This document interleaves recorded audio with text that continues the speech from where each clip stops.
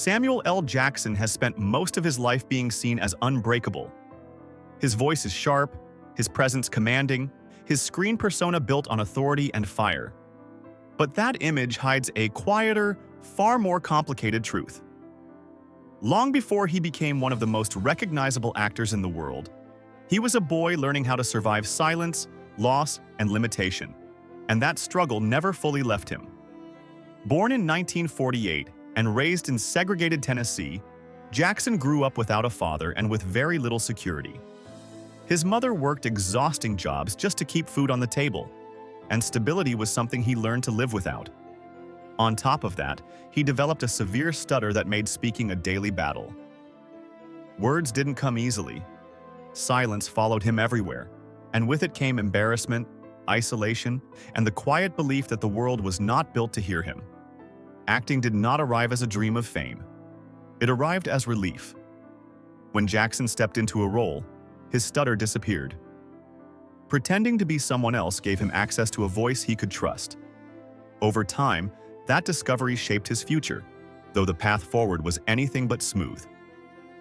After college, New York offered rejection, hunger, and long stretches of invisibility.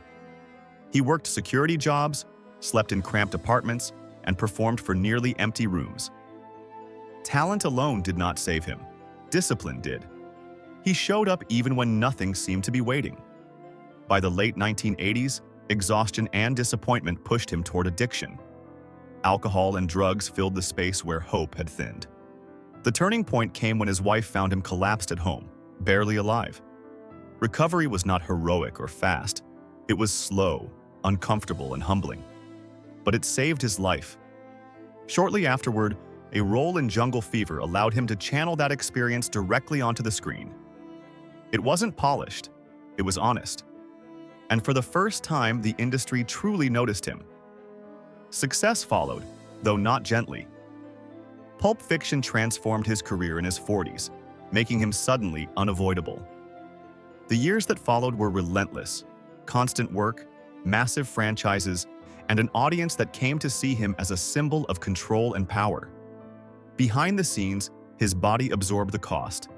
Injuries, exhaustion, health scares, and the quiet fear of slowing down became part of his private reality. Now in his late 70s, Jackson moves differently. He speaks openly about aging, about listening to his body, about choosing peace over momentum. His life today is structured around routine, restraint, and gratitude. Fame no longer defines him. Survival does. Samuel L. Jackson's story is not one of effortless dominance. It is the story of someone who endured long enough to be heard, who learned that strength is not the absence of damage, but the decision to continue living honestly with it. He is still here. And that, more than any role, may be his greatest achievement.